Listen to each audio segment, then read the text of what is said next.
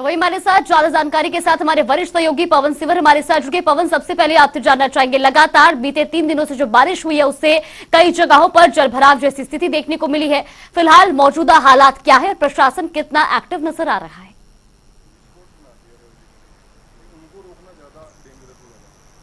बिल्कुल, देखिए इस वक्त हम पंचकुला में घग्गर नदी के साथ बना हुआ जो हर्बल पार्क है वहां पर मौजूद हैं और अभी हरियाणा विधानसभा के अध्यक्ष और पंचकुला के जो विधायक हैं ज्ञानचंद गुप्ता वो यहाँ पहुंचे। साथ ही तमाम जो प्रशासनिक अधिकारी हैं, डीसीपी और डीसी समेत तमाम प्रशासनिक अमला जो है वो यहाँ पहुंचा है और जो नुकसान एक तरह से हुआ है उसकी आकलन किया जा रहा है कि कितना नुकसान हर्बल पार्क का हुआ है और साथ ही पूरे पंचकुला में जो ये प्राकृतिक आपदा है इससे कितना नुकसान हुआ है इसकी जानकारी अब जुटाई जा रही है। 3 दिन लगातार बारिश हुई थी और देर रात से बारिश के रुकने के चलते कुछ राहत जरूर है, लेकिन अभी भी जो है वो प्रशासन पूरी तरह से अलर्ट है। मेरे साथ विधानसभा के अध्यक्ष और पंचकुला के विधायक ज्ञानचंद गुप्ता है। स्पीकर साहब, प्राकृतिक आपदा जो है वो किसी के वश में नहीं होती है, लेकिन एहतियाती कदम जो है वो उठाए जाने चाहिए। तमाम प्रशासन और शासन को अलर्ट रहना चाहिए। इस लिहाज से 3 दिन तक जो ये लगातार बारिश का कहर बरपा है सर, इसके बाद पंचकुला जिले की क्या स्थिति है सर? इस वक्त आप घग्गर नदी पर मौजूद हैं, कितना नुकसान है सर? देखिए, वैसे तो ये प्राकृतिक प्रलय मैं कहूँगा, जिस प्रकार का पिछले 2 दिन से बरसात हो रही है, ये प्रकृति का प्रकोप भी कहा जा सकता है। इसमें जो बहुत अच्छी हमारी जो एस्टेब्लिशमेंट्स थी या जो हमारे बहुत अच्छे जो कार्य थे, जैसे हमारा ये लगभग 1 किलोमीटर लंबा हमारा ये हर्बल पार्क, जो मैं समझता हूँ कि पंचकुला की एक शान जिसको कहा जाता है, और जिस पार्क को देखने के लिए बहुत सारे लोग इस हर्बल पार्क को देखने के लिए आते थे। ये क्योंकि घग्गर के किनारे था और यही इसकी खूबसूरती थी। घग्गर बहता था तो लोग यहाँ पर सैर भी करते थे और इसका जो घग्गर के पानी का नज़ारा भी लेते थे। लेकिन कल सुबह से ही जिस प्रकार से एक के बाद जो यहाँ यूँ कह लीजिए छतरी कहते हैं या रेस्ट रूम कहते हैं, जो घग्गर के अंदर बिल्कुल बने हुए थे, यहाँ एक ये छतरी थी और इससे आगे जा कर के लोग जो है अपना पिकनिक मनाने का काम यहाँ पर किया करते थे। लेकिन ये आज पूरी तरह से ध्वस्त हो चुका है और केवल यहाँ ही नहीं, 4 या 5 स्थान ऐसे हैं और स्थानों के ऊपर भी मैं समझता हूँ कि ये जो पूरे का पूरा एक ये वॉल लगी हुई थी, ये जो डंगा लगा हुआ था, ये पूरे का पूरा डैमेज हो चुका है। और इससे आज की तारीख के अंदर हमने सभी जो अपने यहाँ सेक्टर्स के रहने वाले लोग हैं उनसे भी निवेदन किया है और पुलिस की तरफ से भी यहाँ विशेष हमने आग्रह किया है कि पुलिस जब तक ये पानी का प्रवाह तेजी से चल रहा है तब तक इस पार्क के अंदर कोई एंटर ना करें। लेकिन एक बात कहूँगा कि ये नुकसान जो है काफ़ी है, इसको भरपाई करने में, इसको ठीक करने में मैं समझता हूँ कि काफ़ी समय, लगभग 6 महीने भी इसको लग सकते हैं, क्योंकि इतना लंबा स्ट्रेच है और पूरे की जो रिटेनिंग वाल है बहुत स्थानों के ऊपर या तो पूरी इस नदी के अंदर चली गई है या अभी नदी के अंदर, क्योंकि अगर अभी भी जो मौसम है तो मुझे नहीं लग रहा कि ठीक होने वाला। अगर थोड़े दिन 1 या 2 दिन और बरसात पड़ी तो और बहुत ज़्यादा नुकसान इसका हो सकता है। ये केवल पवन जी, ये तो एक घग्गर की बात है। पंचकुला जिले में अन्य भी कई जगह, अमरावती है, कालका पिंजौर है, अलग अलग के अंदर देखिए, कल ही हम और प्रशासन के सभी अधिकारी, डिप्टी कमिश्नर मैडम, हम जहाँ जिस पुल के ऊपर देख करके हम खड़े होकर के देख रहे थे कि फलां पुल गिर गया, तो रात को वही पुल जो है वो आधा पुल वही डैमेज हो गया। तो इसलिए आज जो हर ऐसी जगह है जहाँ पर खतरा है, मैं तो लोगों से अपील करूंगा कि जहाँ पर भी ऐसी कोई चीज हमें नजर आती है से सतर्क है। हमने प्रशासन से कहा है कि जहाँ पर भी ऐसी कोई सर देखिए, आप अभी भी देख सकते हैं वो लोग जो है वो घूम रहे हैं, अभी भी घूम रहे हैं। अगर पीछे से पानी का बहाव बढ़ गया तो प्रशासन या शासन क्या उनके लिए कर पाएगा? क्योंकि लगातार मैं घग्गर में कई पॉइंट्स पर गया हूँ सर, इसी तरीके से लोग प्रशासन या शासन क्या उनके लिए कर पाएगा? चूंकि लगातार मैं घग्गर में कई पॉइंट्स पर गया हूँ सर, इसी तरीके से लोग, तस्वीरों में आप देख लीजिए, जैसे छोटे छोटे बच्चे हैं, काफी लोग आपको नजर आ रहे हैं सर। तो ये इस तरह की क्या पुलिस को इसके आसपास अपनी गश्त नहीं बढ़ानी चाहिए? जब तक पीछे से अगर पहाड़ी क्षेत्र से पानी तेज आएगा सर तो नुकसान होगा उसकी। फिर निश्चित तौर पर जो हमने, वैसे तो सेक्शन 144 धारा 144 यहाँ लगा रखी है, लेकिन धारा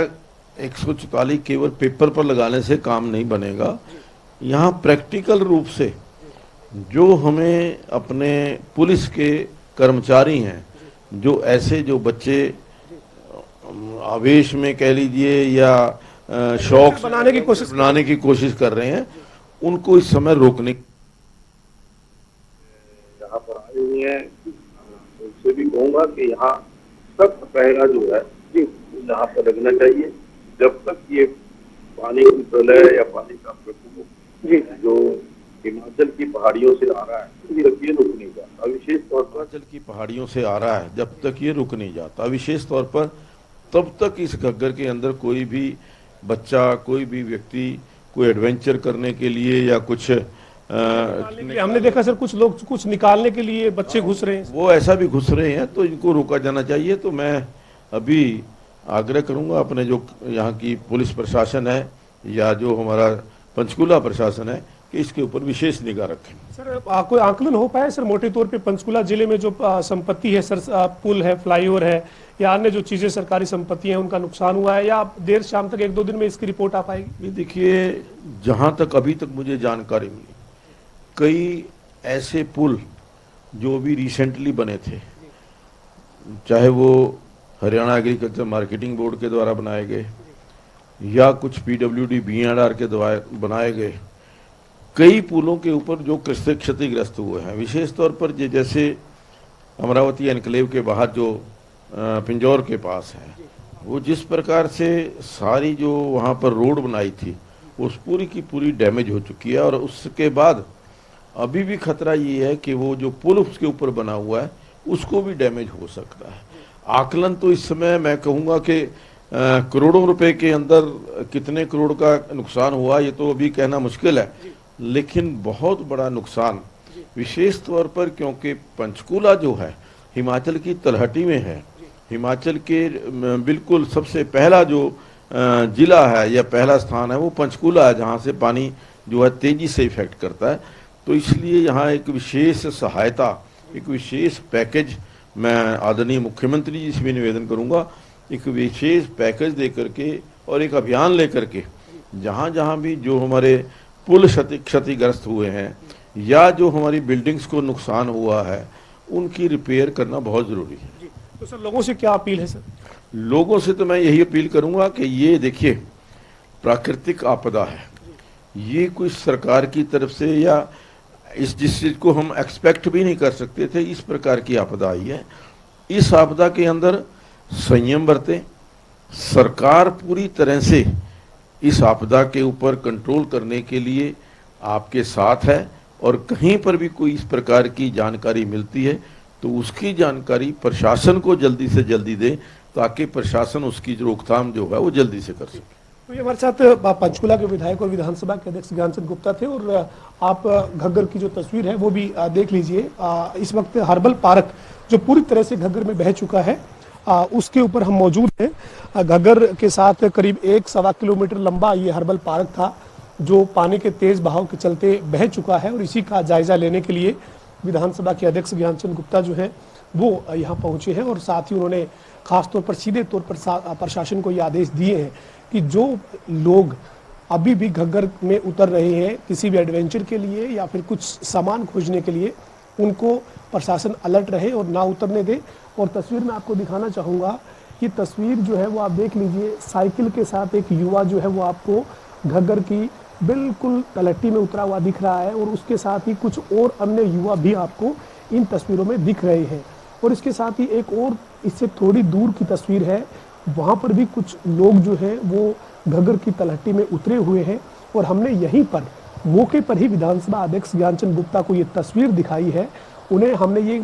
कहा है कि क्या इसके लिए प्रशासन जिम्मेदार नहीं है। यहाँ पर इस तरीके से लोग उतरे हुए हैं। पानी का बहाव भी आप देख लीजिए,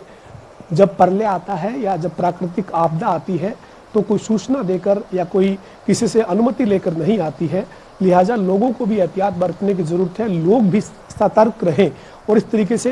घग्गर की तलहटी में ना उतरे। लेकिन कहीं ना कहीं प्रशासन की भी जिम्मेदारी बनती है कि जब इस तरीके से जब प्रकृति का कहर बरप रहा है तो कम से कम जो प्रशासन है उसको अलर्ट रहकर हर ऐसे पॉइंट्स के ऊपर पुलिसकर्मियों को खड़ा करना चाहिए ताकि इस तरीके से लोग घग्गर की तलहटी में ना उतरे। जी बिल्कुल, और जिस तरीके की तस्वीरें भी देखने को मिल रही है, देखिए वहां पर कुछ युवा हैं, कुछ बच्चे हैं जो इस चीज को लेकर के जागरूक नहीं है कि आसपास नदी है और ऐसे में वो नदी के तेज बहाव में कोई हानि भी हो सकती है। खासतौर पर पवन ये भी जानना चाहेंगे, जिस तरीके से बीती रात से हालांकि बारिश थम चुकी है लेकिन उसके बावजूद भी मौसम विभाग द्वारा किस तरह की चेतावनी और अलर्ट जारी किया गया है, आने वाले दिनों में किस तरह की स्थिति देखने को मिलेगी?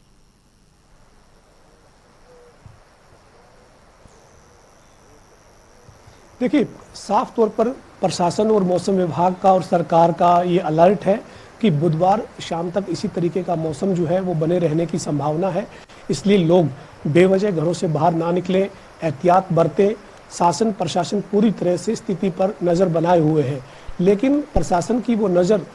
तब कहाँ चली जाती है ये समझ से परे है जब इस तरीके से लोग जब घग्गर की बहती तलहटी के बीच में किनारे पर घूम रहे हैं। ये कोई पिकनिक पार्क नहीं है इस वक्त जो लोग इस तरीके से यहाँ पर घूम रहे हैं। अगर मैं संख्या की बात करूँ तो ये जो आप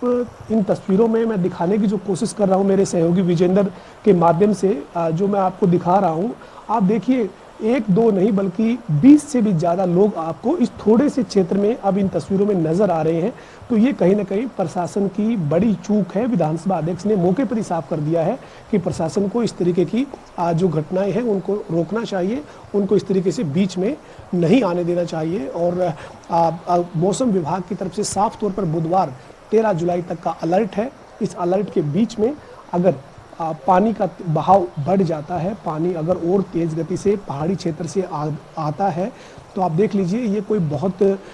छोटी जो है वो तस्वीर नहीं है। ये पानी अभी भी बहुत तेज़ गति के साथ पानी जो है वो घग्गर में बह रहा है और इस बहते पानी के बीच में ही तलहटी के साथ युवा जो है, बच्चे जो है वो खड़े हैं। तो प्रशासन की बड़ी चूक है, इसमें कोई दो राय नहीं है। लेकिन मौसम बुधवार तक जो है वो अलर्ट के लिए मौसम विभाग ने प्रशासन ने किया हुआ है। जी बिल्कुल पवन, बहुत बहुत धन्यवाद फिलहाल आपका हमारे साथ जुड़ने के लिए और तमाम जानकारी हम तक पहुंचाने